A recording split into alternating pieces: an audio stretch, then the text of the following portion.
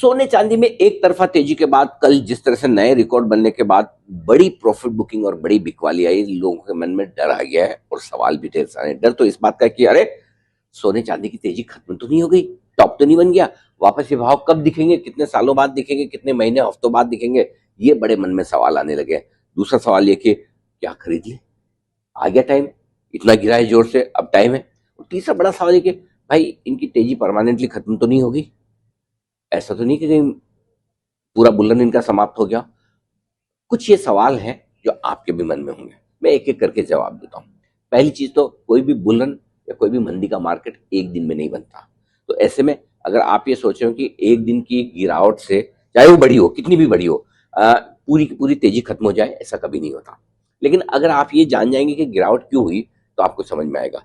गिरावट के पीछे कारण सबसे बड़ा ये कि सीएमई और दूसरे कई सारे इंटरनेशनल एक्सचेंजेस हैं, उन पर मार्जिन बढ़ाया है चांदी पर, सोने पर, ताकि इनकी अनाप शनाप जो तेजी चल रही है उसमें मार्जिन थोड़ा बढ़ा दे तो पोजीशंस कम हो। वहां से एक करेक्शन की शुरुआत हुई। अनाप शनाप तेजी थी, कहीं तो रुकना था, कहीं तो करेक्शन आना था, एक ट्रिगर चाहिए था। वो ट्रिगर एक्सचेंजेस के मार्जिन के तौर पर आया।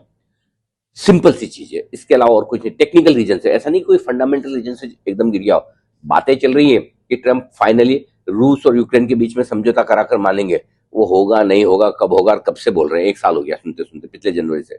लेकिन हो भी गया तो कोई सोना चांदी इतना तेजी से घटने वाले नहीं है, क्योंकि मामला डॉलर के साथ भी जुड़ा हुआ है। डॉलर जब तक कमजोर है तब तक सोने चांदी में इंटरेस्ट रहने वाला ही है, और जब तक ट्रंप है डॉलर ज्यादा बढ़ने वाला है नहीं।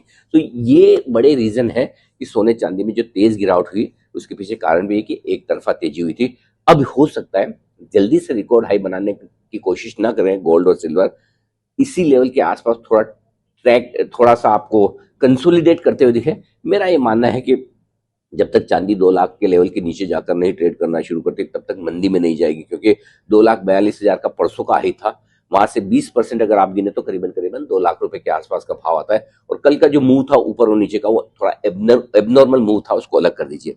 अब अगर आप खरीदना चाहते हैं थोड़ा सा इंतजार कर लीजिए, गिरावट की शुरुआत हुई है, थोड़ा और करेक्शन मिल जाए, थोड़ा और नीचे आ जाए, तब आपके लिए सोना चांदी दोनों खरीदना ठीक रहेगा। लेकिन हाँ, कम से कम एक बड़ी बात यह है कि जिन लोगों को खरीदना था और वो बड़े परेशान हो रहे थे कि हर रोज आते हैं 5,000 रुपए चांदी बढ़ी हुई दिखती है, 1,000-2,000 सोना बढ़ा दिखता है, तो कम से कम उन्हें रिलीफ मिलेगी। आपको भी खरीदना है, किन लेवल्स पर सोचिए मन में, क्या पता आ जाए। तो किस लेवल पर आप गोल्ड और सिल्वर खरीदना चाहते हैं, जल्दी से अपने विचार मुझे लिख भेजिए, लेवल जरूर बताइएगा।